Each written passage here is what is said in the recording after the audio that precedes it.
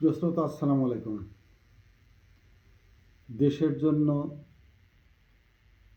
রাজনীতির জন্য বা সরকারের জন্য ইম্পর্টেন্সি ইম্পর্টেন্ট পার্সন বলে আসলেও কোনো প্রয়োজনীয়তা আছে কি না, অ্যাকসেপ্ট ডক্টর ইউনূস, উনি বাদে। উনি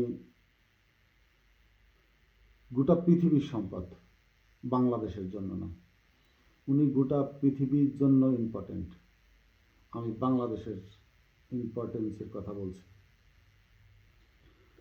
আমরা কিছুটা ছোট্ট আকারে রাজনীতিতে গুরুত্বপূর্ণ এবং অগুরুত্বপূর্ণ বিভাজিত বা প্রয়োজন নিষ্প্রয়োজনীয়তার দিকে ছোট্ট আকারে আমি একটু দৃষ্টি আনার চেষ্টা করব। এটা সর্বজন জ্ঞাত, সবাই জানে। ফখরুল ইসলামকে নিয়ে যেমন অনেক কথা, ফখরুল ইসলাম আলমগীর অর্থাৎ ফখা আলমগীর, মখা আলমগীর ছিল না, এবার হচ্ছে ফখা আলমগীর। ওনাকে নিয়ে সরি টু সে কথা বলতে গেলে কিছুটা বিকৃতি হবে, এগুলো কথার কথা। ওনাকে নিয়ে বিএনপিতে বিতর্ক আছে কিনা জানি না, কিন্তু দেশের অভ্যন্তরে রাজনীতি নিয়ে যারা ট্রোল করে, খুসাখুসি করে, হাসাহাসি করে, তাদের কাছে তার বক্তব্য, ফখা আলমগীরের বক্তব্য বিব্রতকর কারোর কারোর কাছে, বিরক্তিকর কারোর কারোর কাছে, হাস্যকর কারো কাছে, এবং আমাদের মতো মানুষের কাছে হচ্ছে ইউটিউব বানানোর উপাদেয় একটি পদার্থ। ফখা আলমগীর সাহেব 16 বছর পরে ওনার বোধোদয় হয়েছে যে সম্ভবত ঈদ শেষ হয়েছে, এখন আমরা আন্দোলনমুখী না, আন্দোলন তো পরে, এখন আমরা সাংগঠনিকভাবে কিছু গোছানোর চেষ্টা করি। এই খায়েশ নিয়েই সম্ভবত 12 তারিখ থেকে উনি 64 জেলার সমাবেশ করার একটি আয়োজন করেছেন, যেটা রোজা শুরু হওয়ার পূর্বেই শেষ করতে চান। এখন আমি জানি না তারেক জিয়ার বক্তব্য কিনা, বা তারেক জিয়া ছাড়া উনি কথাগুলো বলতে পারেন কিনা, কিন্তু কথাগুলো যে মানুষ কতটা হাস্যকর, নেতিবাচক হিসাবে গ্রহণ করেছে এবং দলকে যে আস্তে আস্তে দুরবস্থার দিকে নিয়ে যাচ্ছে। ওনারা যদি মনে করে মানুষ এখনো 2000 সালে আছে, 90 সালে আছে, 80 সালে আছে, হয়তো ভুল হবে। 2025, বেশি দিন না, 5ই আগস্ট সবে শেষ হলো, তার রেশ সর্বত্রই লেগে আছে দেশের। তার গরম হাওয়া এখনো প্রবাহমান আছে। এখনো যদি মনে করেন জনগণ ভুদাই, বোঝে না, এবং ওনাদের বক্তব্য, ওনাদের কথার ভিতরে খুব জাদু আছে, যা বলবো জনগণ একেবারে মহামান্বিত হয়ে, মোহিত হয়ে ছবল দিয়ে ধরবে, গোগ্রাসে সেইটাই গিলে খাবে, পেটের থেকে মাথায় নিয়ে যেয়ে সেইভাবে ঝাঁপিয়ে পড়বে। সম্ভবত না, ইয়াং জেনারেশন বুঝতে শিখেছে, আপনাদের কথা, চাল, চতুরতা ধরতে শিখে গেছে। একটু একটু করে আমি বলি, জাতীয় নির্বাচনের আগে স্থানীয় নির্বাচন ওনারা চাচ্ছেন না। কেন চাচ্ছেন না, এটা কি মানুষ বুঝতে পারছে না? আপনারা জাতীয় নির্বাচন করলে ক্ষমতায় যাবেন, তারপরে সমস্ত কিছু ভোটকেন্দ্র থেকে শুরু করে যতগুলো স্থানীয় সরকারের পদ বিগত আওয়ামী লীগ যেটা করে গেছে, আপনারা তো সেই মক্ষম মহেন্দ্রক্ষণের অপেক্ষায় আছেন। কিন্তু জাতীয় নির্বাচন হয়ে গেলে বিভিন্নভাবে নির্লিপ্ত জনগণ কাদেরকে যে ঘুমন্ত অবস্থা থেকে ডেকে তুলে এইসব জায়গায় বসিয়ে দেবে, তা হয়তো ওনারা আসর করতে পারছে, কারণ ওনাদের তৃণমূল কাদের দিয়ে এই সংগঠনগুলো চলছে, কাদের সাথে লেনদেন করে এই কমিটিগুলো করেছে, ইনরা যে জনগণের থেকে কতটা বাইরে, এটা কিছুটা হলেও তো আঁচ করতে পারছে তারা। এবং বিএনপির সারা বাংলাদেশের শতকরা 2-3 স্থানীয় সরকার প্রশাসন মেম্বার, স্থানীয় সরকারের যে নির্বাচন, চেয়ারম্যান মেম্বার, উপজেলা চেয়ারম্যান বলেন, মেম্বার বলেন, কাউন্সিলর, মহিলা কাউন্সিলর বা মহিলা মেম্বার, 2-3% হইতে পারবে বলে আমার মনে হয় না। কারণ আমরা তো একেবারে ভোট কেন্দ্রের পাশে দাঁড়ানো, কাদের হাতে কি মার্কার সিল ছবি আমাদের দৃষ্টিতে। এখন ওনাদের ক্ষতি হলো অনেক রকম, ফর্ম বেচা বাণিজ্য বন্ধ হয়ে যাবে, কোটি কোটি টাকার এক একটা মেয়র, এক একটা উপজেলা চেয়ারম্যানের কিনতে কোটি কোটি টাকা, মেয়র উপজেলা চেয়ারম্যানদের কোটি কোটি টাকা, মেম্বারদের তো আছেই, মেম্বারদের বাণিজ্য হবে, স্থানীয় যেসব জেলা সভাপতি বা এমপি হবেন যারা, তাদের এনাদের বিমুখ করতে চান না, আরও অনেক অনেক কথা। এখন দলের জন্য ফাঁকা আলমগীর ইম্পর্টেন্ট নাকি আমার দেশ পত্রিকার সম্পাদক মাহমুদুর রহমান ইম্পর্টেন্ট? মাহমুদুর রহমান ইম্পর্টেন্ট বাংলাদেশের মানুষের কাছে। এই লোক যদি একটি কথা বলে আর সারাদিন ফাঁকা আলমগীর ফক ফক বক বক করেই যাবে, কাওয়া কাদেরের মতো, তার কা কা শব্দ কেউ শুনবে না। অতএব ইম্পর্টেন্ট ফাঁকা আলমগীর নয়, জনাব মাহমুদুর রহমান। নাম্বার 2, রেজভি। এইসব দলের এই যে দপ্তর সম্পাদক, মানে মনে হয় দলিল করে দেয়া পৈতৃক সম্পত্তি, দল তাদের পৈতৃক সম্পত্তিতে পরিণত হয়েছে। বিএনপি কি আসলে গণতান্ত্রিক না? এতদিন একজন লোক একই জায়গায় কিভাবে সম্ভব? আর এমন কায়দা ইনাদেরকে বসানো, সামনাসামনি কেউ যাতে না করতে পারে এমন সিস্টেম করে দেওয়া আছে। এক এক সময় এক এক কথা বলে। ঐক্যমতের সরকার করতে ডেকে নিয়ে তাদেরকে ডক্টর ইউনূস সাহেব কী বলেছেন?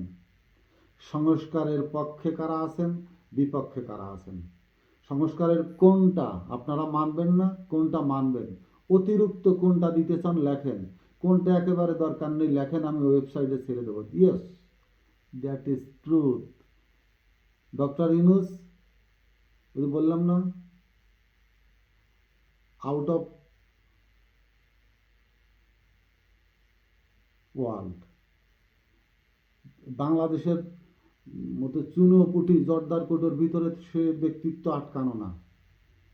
সারা পৃথিবী পরিচালনা করবার মতো তো তার মেধা আছে, কি করতে হবে সেটা সে বোঝে। আর এই গ্রিন সিগন্যালগুলো কোত্থেকে আসছে সেটা আমরা কিছুটা জানি, দেশের ভিতর থেকে সে লোক আছে আলাদা তাকে সহযোগিতা করার জন্য। রিজভির কাজ হয়ে যাচ্ছে। আমি মাঝে মানে কিছুদিন পূর্বেও মেজর হাফিজ সাহেবকে একটা নীতিবান বিবেচক লোক হিসাবে আমার মনে হতো। হঠাৎ করে উনি কেন যেন নির্বাচনমুখী হয়ে উঠলেন, কেন যেন স্রোতের ঝাঁকে মিশে গেলেন, কেন আলাদা সে আগের জায়গায় থাকতে পারলেন না। মাহমুদুর রহমান যেমন বললেন যে তকমা এটে জঙ্গিবাদ মুসলমানদেরকে মূল্যবাদ বলে 15 বৎসর মুসলমানদের উপরে যে ধরপাকড়, মৌলানা সাহেবদের উপরে যে ধরপাকড় চালাইল আওয়ামী লীগ সরকার, সেই তকমাই ফখরুল ইসলামও বলে দিলেন কোনো মৌলবাদী শক্তি দেশের সরকার গঠিত করতে পারবে না। মেজর হাফিজ সাহেবেরও মাহমুদুর রহমান সাহেবের ওই লাইনেই থাকা উচিত ছিল। তারপরেও হয়তো কারোর চাপে, কোনো নেশায়, কারোর খুশি করতে, যেহেতু স্থানীয় কমিটিতে গেছেন উনি, কার্যনির্বাহী কমিটিতে একেবারে শীর্ষ পদে, হয়তো দলের বহুদিক বিবেচনা করে হয়তো এই কথাটা বলছেন। তারপরেও আমি বলবো দপ্তর সম্পাদকের জায়গায় কি, হয়তো পোস্টটা জুনিয়র পোস্ট, তারপরেও বলবো রিজভির থেকে মেজর হাফিজ কি ইম্পর্টেন্স ব্যক্তি না? ওই পদের জন্য বুঝতে হবে দপ্তর সম্পাদক অনেক দায় দায়িত্ব, অনেক বুঝমান মাথাওয়ালা লোকের প্রয়োজন। বেশি কথা বলার লোকজন না, দিনে একটা কথা বলবে, সপ্তাহে দুটো কথা বলবে, কাজ করবে, এই ধরনের লোক। কিন্তু রিজভিদের মতো লোক প্রলাপ প্রলাপ বটে। ইম্পর্টেন্স কে বুঝতে হবে। 3 নম্বর, ব্যারিস্টার শাকিলা ফারজানা, সেও একজন ব্যারিস্টার। তার পোশাক আশাক, তার লেবাসটা দেখবেন, তার মুখের অবয়বটা দেখবেন, তার কথা, বাক্য সাজানোর, বাক্য গঠনের শব্দ চয়নগুলা দেখবেন ব্যারিস্টার। আর এক ব্যারিস্টার রুমিন ফারহানা, এর অবয়বটা দেখেন। যারা ড্রিঙ্ক করেন তারা চোখ মুখ দেখলে বুঝতে পারবেন। এর অবয়বটা দেখেন, এর লেবাস দেখেন, এর বাচনভঙ্গি, এর কথা, এর চলন ফেরন দেখেন। মুসলিম কান্ট্রি, মুসলমানদের দেশ, ব্যারিস্টার হয়ে আসছে, মহিলা ব্যারিস্টার পেয়ে গেছেন, কাদের সাথে ঘুরে বেড়ায়, কোথায় সঙ্গ দেয়, কাদের সাথে সময় কাটায়। ব্যারিস্টার শাকিলা, যিনি তৎকালীন স্বৈর শাসকের কাছে সর্বস্ব হারিয়েছেন, পুলিশের নির্যাতন, কারাবরণ সব সহ্য করেছেন। আর অন্যদিকে সেই সুনীল গঙ্গোপাধ্যায়ের কবিতার মতো ভালোবাসার রুমাইল বুকে নিয়ে ছাত্রলীগের, খারাপ কথা বললাম না, ব্যারিস্টার মানুষ, প্রেমী অঘোর, প্রেমের নেশায় উন্মাদিনী বাঘিনী হয়ে সরকারের কাছে প্লটের জন্য আবেদন করছে। কি কি বলার ভাষা দেখেন। দুজনই মহিলা ব্যারিস্টার। শাকিলা জাফর তাকে পদে দেওয়া হয়নি, কিন্তু রুমিন ফারহানা পদে আছে, বাংলাদেশের জাতীয়তাবাদী দলে বিএনপির পদে আছে। এই এই অবকাঠামো, এই দলের এই পদগুলো কে সাজালো, এদেরকে কে এখানে বসালো? আমার ধারণা ম্যাডাম খালেদা জিয়ার অগোচরে এসব হয়েছে। ম্যাডাম খালেদা জিয়া, এদের চরিত্র কি, কি অবস্থায় এরা কি করছে দলের কোনো ধারণাই নেই। এখানে চিন্তা করতে হবে ইম্পর্টেন্ট কে, ব্যারিস্টার রুমিন ফারহানা নাকি ব্যারিস্টার শাকিলা ফারজানা? শ্যামা ওয়াজেদের কথা আমি বাদ দিলাম, ফরিদপুরের মেয়ে, বাবা নামকরা রাজনীতিবিদ ছিলেন। পোশাক যতটুকুই পরুক, যেভাবেই থাকুক, পরিমার্জিত থাকে, পরিশীলিত থাকে, পরিসীমিতর ভিতরে থেকে তাকে দেখলে অন্তত এটুকু মনে হয় যে না মুসলমান ঘরের একটা মেয়ে, এটুকু বোঝা যায়। তারপরেও রাজনীতির কোন মার কাছে, রাজনীতির কোন কনস্পিরেন্সির ভিতরে পড়ে হয়তো বিতর্কিত অবস্থায় আছেন। আমি দোয়া করি এর থেকে উত্তরণ করে সে তার জায়গায়, ফরিদপুর যে বিশাল সমাবেশ ঘটালো, এই সমাবেশে তার যে পরিশ্রম আমি দেখেছি, দিন রাত পরিশ্রম করেছে দলের জন্য। মানুষ, সাধারণ ছেলেদের সাথে, সাধারণ নেতাদের সাথে দিন রাত থেকে পায়ে হেঁটে না খেয়ে অনেক শ্রম দিয়েছে। তারপরেও হয়তো ফরিদপুরের লোকজন তো, ফরিদপুর এক পা নৌকায় এক পা ধানের শীষে, অনেক নেতা আছে, হয়তো তাদের চক্রান্ত করে এই মেয়েটি বেশ কিছুটাই পিছিয়ে গেছে। আমি দোয়া করি সে তার জায়গায় আবার উঠে আসুক, এবং যারা এগুলো নিয়ে কিছুটা চিন্তা ভাবনা করে অন্তত তারা তাকে বিশ্লেষণ করুক বা মূল্যায়ন করার চেষ্টা করুক। আমি যে ইম্পর্টেন্সের কথা বলতেছিলাম সেটা নিয়েই আলোচনার মধ্যে থাকি। এখন আমি সামগ্রিকভাবে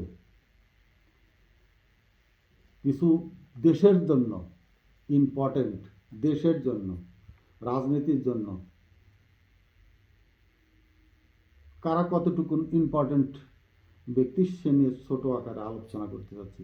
আপনারা জানেন নাম সর্বস্ব কিছু রাজনৈতিক দল ছিল, যেমন জেনারেল ইব্রাহিমের কল্যাণ পার্টি। ইব্রাহিম সর্বশেষ, দল ও খুদা হাফেজ। এক সময়ের দাপুটে সরকার পরিচালনা করে গেছে জাতীয় পার্টি, ইরশাদ সাহেব ছিলেন একজন জেনারেল, ছিলেন মার্শাল্লার চিফ অফ মার্শাল ছিলেন, রাষ্ট্রপতি ছিলেন এবং একটি দল গঠন করেছিলেন। একেবারে শেষে এসে নিজের দালালির জন্য, নিজের চরিত্র স্খলনিত্যের জন্য, নিজের ব্যক্তিত্বের নিজে অবমাননা করার জন্যই শেষ পর্যন্ত অনেক জুনিয়র, তার থেকে অনেক জুনিয়র অফিসারের হাতে মার পর্যন্ত খেয়ে সিএমএসে ভর্তি হয়েছে এবং সেই গ্লানি নিয়েই উনি মারা গেলেন। দল শেষ, জাতীয় পার্টির নাম বিলীন। এই যে দল নাম সর্বস্ব, গামছা কাদের সিদ্দিকী, আর এক দালাল, বাংলাদেশের সবচেয়ে ভয়ানক কালপিট, কালসাপ এই কাদের সিদ্দিকী। আমি জানি না কি কারণে এদেরকে এখনো আইনের আওতায় আনা হয়নি। এদের নামে কেসের কোনো অভাব হওয়ার কথা না। বহুত কেস, যে কেসে জামাত ইসলামের নেতাদের ফাঁসি দেওয়া হয়েছে সেই কেসে তাকেও ফাঁসি দেওয়া যেতে পারে। কারণ 1971 16 ডিসেম্বর স্বাধীনতার পর সমস্ত মুক্তিযোদ্ধা অস্ত্র জমা দিলে উনি অস্ত্র জমা দেননি। অবৈধভাবে অস্ত্র রেখে অনেক মুক্তিযোদ্ধাদেরকে উনি হত্যা করেছেন শেখ মুজিবের খাস মেটানোর জন্য, শেখ মুজিবের আস্থা ভাজনের জন্য। এইসব গুরুতর অপরাধ ওনার। শেষে সরকারের নামে দু একটি খোসা মারা কথা বলে উনি শেখ হাসিনার কাছে একটি বাড়ি পর্যন্ত লিখে নিয়েছেন। কেন সে বাড়িটা এখনো শেষ করা হলো না আমি জানি না।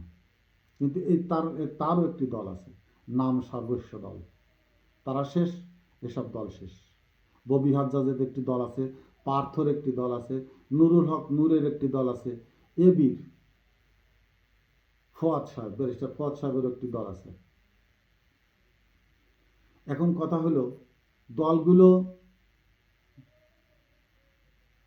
আমি খুব ছোট অবমাননা করে বলবো না, কিন্তু এটুকু বলতে পারি অফিস কেন্দ্রিক দলই এগুলা। অফিস কেন্দ্রিক মানে নিজের যে অফিসটা আছে, ব্যবসায়িক প্রতিষ্ঠান হয়তো, এইগুলা এই কেন্দ্রিক দলই, এর বাইরে আর কোনো কিছুই নয়। হয়তো কোনো দলের সাথে মিশে দলের গুনতিতে ভারী করবে, যেমন বিএনপির 36 দল না 40 দল, এরকম গুনতিতে ভারী করবে, 44 দল 50 দল একসাথে হবে। তারপরে সেই ক্ষমতায় গেলে হয়তো একটা আসন নেবে, এই অথবা আসন না নিলেও সরকারের উন্নয়নের যে ভাগবাটোয়ারা সেখান থেকে নেবে। এই অভিপ্রায়গুলো আমি ছোট করছি না, কিন্তু তাদের একটা ইম্পর্টেন্সই আছে দেশের জন্য, রাজনীতির জন্য। অর্থাৎ এরা থাকলে কি হবে, এদের যে ভয়েস, কণ্ঠর যে একটা আওয়াজ তুলবে সরকারের বিরুদ্ধে, মানে কিছু পাইতে হলে তো চিল্লাচিল্লি করতে হবে রাজপথে। সে দলের সাথে থাকেও যদি আপনি ঘুমিয়ে থাকেন, দল আপনাকে মূল্যায়ন করবে না, যে বড় দল। এই জন্য আপনাকে মাঝে মাঝে কা কা করে চিল্লাইতে হবে, চিল্লাবে এরা, চিল্লাইলে কিছু পাবে। এই জন্যই রাজনৈতিক দলগুলোরে বিব্রত করতে, বিভিন্নভাবে মানে প্রশ্নের সম্মুখীন করতে এদের দরকার আছে। তবে একটা লোক, ব্যারিস্টার ফুয়াদ, জিনিয়াস। সালাম ভাই, আপনার মতো লোক কেন এমন একটি দলের ভিতরে পড়লো আমি জানি না। আপনি যদি বড় কোনো দলে থাকতেন, বিশেষ করে বিএনপিরা যেই দিনের সম্মুখীন হয়তো না। কিন্তু এটাও আবার চিরন্তন সত্য যে আপনাকে বিএনপি নেবে না, কারণ এত চরম সত্য, এত সাহসী, এত নীতিবান এবং এত জ্ঞান সমৃদ্ধ একজন জানেওয়ালা লোককে বিএনপিতে নেবে না। কারণ বিএনপি গয়েশ্বরদের মতো যারা টুপি মাথা গোদায় সেই টুপি খুলে আবার পুরা দলের যে কি বলবো সংবিধান আছে, সে সংবিধানও ঢেকে রাখে টুপি দিয়ে। এইসব লোক আছে এখানে। অতএব আপনাদের মতো লোককে মূল্যায়ন করার মতো সাহস এদের হবে না, সাহস হবে না। কারণ এরা কতটুকুন জানে, সবাই জানে সেটা, যে কতটুকুন জ্ঞাত একটা রাজনৈতিক দল পরিচালনা করার জন্য এবং সততার সাথে পরিচালনা করবার জন্য তারা যে কোথায় তাদের অবস্থানে সেটা জানে। এই জন্য আপনার মতো লোককে হয়তো এরা নিতে চাবে না। আমি আরেকটা আমার ভুল সংশোধনী করে যাই, নুরুল হক নূরকে নিয়ে দিয়ে একটু কথা বলে। নুরুল হক নূর, 18তে কিন্তু আমরা আপনার উপরই ডিপেন্ড করেছিলাম। আপনি যখন ভার্সিটিতে ছাত্র বৈষম্য আন্দোলনে ঝাঁপিয়ে পড়েন বা যে সাংগঠনিকভাবে যে একটি শক্তি সঞ্চয় করেন, আমরা পুরা আপনার দিকে তাকিয়েছিলাম এবং যেখানে ছিলাম আপনাকে সর্বোত্তক মানসিক ফিজিক্যালিও সমর্থন করে গেছি যতটুকুন পেরেছি। কিন্তু তার পরবর্তীতে আপনি যে তার পায়ে হাত দিয়ে সালাম করলেন, যাকে মা ডাকলেন, আপনার সেই নোংরামির জন্যই ছাত্র বৈষম্য বিরোধীরা কিন্তু পরবর্তীতে আপনার সাথে আপনার কমান্ডে আপনার গ্রিপে থাকে নাই। তারা বের হয়ে গিয়ে নতুন করে আবার সাংগঠনিকভাবে নিজেদের শক্তি সঞ্চার করে এই 24শে জুলাই আগস্ট সৃষ্টি করেছে। আপনার ওই বড় পদ হিসাবে শ্রদ্ধা করব না ভাই, সরি। আপনি জুনিয়র হলেও, আপনি নয়, হাসনাত, নাহিদ, সার্জিস, আসিফ মাহমুদ, এরা জুনিয়র হলেও এদের যে দক্ষতা, এদের যে মেধা, এদের যে স্পিরিট, সাংগঠনিক ক্ষমতা যেটা দেখিয়েছে, সেইটাকে সালাম করি, সেইটাকে সম্মান করি। অতএব পদের, আপনি বড় একটি দলের মালিক যেই সেই হন না কেন, সাংগঠনিকভাবে যদি আপনি কোনো মেধা প্রজ্ঞার পরিচয় না দিতে পারেন, আমার মতো বুড়া ভাম দিয়ে কি হবে? আমার বয়স বেশি, বয়স হিসাবে আমি কিছুটা সম্মান, কিছুটা বয়স হিসাবে পেতে পারি, কিন্তু সাংগঠনিক প্রজ্ঞা, দার্শনিকতা যদি আমার ভিতরে না থাকে, তা আমার মতো বুড়া ভাম খ্যাস করা ছাড়া আর কোনো প্রয়োজন নেই। অতএব ইম্পর্টেন্সই দলের জন্য আমি যেটা বিএনপির কিছু বক্তব্য আরও অনেক আছে, কিন্তু সময়ের সীমিততার জন্য আমি অল্প কিছু কথা বলেই আজকের মতো এখানে শেষ করছি। কিন্তু বিএনপির নীতি নির্ধারণীতে যারা বসে আছেন, 15 বছরের ওইখানে বসার লোকগুলো কি করেছে দলের জন্য, কতটুকুন মেধা বা প্রজ্ঞার পরিচয় দিয়ে দলকে নূতন আঙ্গিকে সাজানোর চেষ্টা করেছে, ইয়াং জেনারেশনকে দলে এনে দলকে সমৃদ্ধ করার চেষ্টা করেছে, সেইটুক যেন বিচার বিশ্লেষণ করা না হয়। না হলে বিএনপির যে অধঃপতন সামনে আরও ভয়ানক সময় শিররের মতো ধাপিত হয়ে আসছে দলের দিক। সাধু সাবধান। আসসালামু আলাইকুম।